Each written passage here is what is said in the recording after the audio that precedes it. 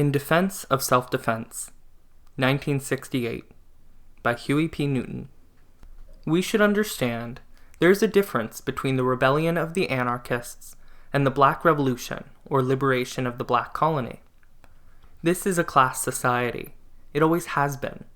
This reactionary class society places its limitation on individuals, not just in terms of their occupation, but also regarding self-expression, being mobile, and being free to really be creative and do anything they want to do. The class society prevents this. This is true not only for the mass of the lower or subjugated class, it is also true within the ruling class, the master class. That class also limits the freedom of the individual souls of the people which comprise it. In America, we not only have a class society, we also have a caste system, and black people are fitted into the lowest caste. They have no mobility for going up the class ladder. They have no privilege to enter the ruling structure at all. Within the ruling class, they're objecting, resisting, because the people have found that they're completely subjected to the will of the administration and to the manipulators. This brings about a very strange phenomenon in America. That is, many of the rebelling white students and the anarchists are the offspring of this master class. Surely most of them have a middle-class background and some even upper class. They see the limitations imposed upon them, and now they're striving, as all men strive, to get freedom of the soul, freedom of expression, and freedom of movement without the artificial limitations from antique values. Blacks and colored people in America, confined within the caste system, are discriminated against as a whole group of people. It's not a question of individual freedom, as it is for the children of the upper classes. We haven't reached the point of trying to free ourselves individually, because we're dominated and oppressed as a group of people. Part of the people of this country, which is a great part, are part of the youth themselves. But they're not doing this as a group of people because, as a group, they're already free to an extent. Their problem is not a group problem really, because they can easily integrate into the structure.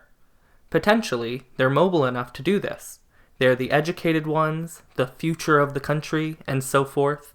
They can really gain a certain amount of power over the society by integrating into the rulership circle. But they see that even within the rulership circle, there are still antique values that have no respect for individualism. They find themselves subjugated. No matter what class they're in, they find themselves subjugated because of the nature of this class society. So their fight is to free the individual's soul. This brings about another problem. They're being ruled by an alien source that has nothing to do with freedom of individual expression. They want to escape this, to overturn this, but they see no need to form a structure or a real disciplined vanguard movement. Their reasoning is that by setting up a disciplined organization, they feel they'd be replacing the old structure with other limitations. They fear they'd be setting themselves up as directing the people, therefore limiting the individual again. But what they don't understand, or it seems that they don't understand, is that as long as the military-industrial complex exists, the structure of oppression of the individual will continue. An individual would be threatened even if he were to achieve the freedom he's seeking. He'll be threatened because there will be an organized lower group there ready to strip him of his individual freedom at any moment. In Cuba, they had a revolution. They had a vanguard group that was a disciplined group, and they realized that the state won't disappear until imperialism is completely wiped out, structurally and also philosophically, or the bourgeois thoughts won't be changed. Once imperialism is wiped out, they can have their communist state and the state or territorial boundaries will disappear. In this country, the anarchists seem to feel that if they just express themselves individually and tend to ignore the limitations imposed on them, without leadership and without discipline, they can oppose the very disciplined, organized, reactionary state. This is not true. They will be oppressed as long as imperialism exists. You cannot oppose a system such as this without opposing it with organization that's even more extremely disciplined and dedicated than the structure you're opposing. I can understand the anarchists wanting to go directly from state to non-state, but historically it's incorrect. As far as I'm concerned, thinking of the recent French Revolution, the reason the French uprising failed is simply because the anarchists in the country, who by definition had no organization, had no people that were reliable enough, as far as the mass of people were concerned, to replace de Gaulle and his government. Now, the people were skeptical about the Communist Party and the other progressive parties because they didn't side with the people of medium living. They lagged behind the people, so they lost the respect of the people, and the people looked for guidance from the students and anarchists. But the anarchists were unable to offer a structural program to replace the de Gaulle government. So, the people were forced to turn back to de Gaulle. It wasn't the people's fault. It was Cohn-Bennett's fault, and all the other anarchists who felt they could just go from state to non-state. In this country, getting back home to North America now, we can side with the student radicals. We would try to encourage them and persuade them to organize and wield a sharp cutting tool. In order to do this, they would have to be disciplined, and they would have at least some philosophical replacement of the system. This is not to say that this itself will free the individual. The individual will not be free until the state does not exist at all. And I don't want to be redundant, this cannot be replaced by the anarchists right away.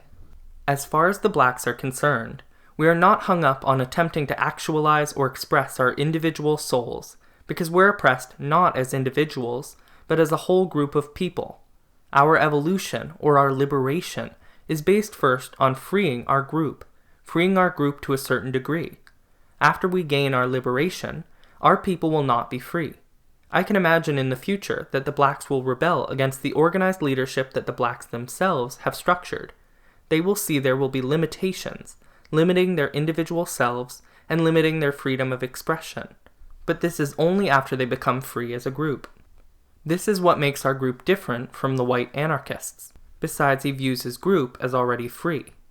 Now, he's striving for freedom of his individual self. This is the big difference. We're not fighting for freedom of our individual selves, we're fighting for a group freedom. In the future, there will probably be a rebellion where blacks will say, well, our leadership is limiting our freedom because of the rigid discipline. Now that we've gained our freedom, we will strive for our individualistic freedom that has nothing to do with organized group or state, and the group will be disorganized, and it should be. But at this point, we stress discipline. We stress organization.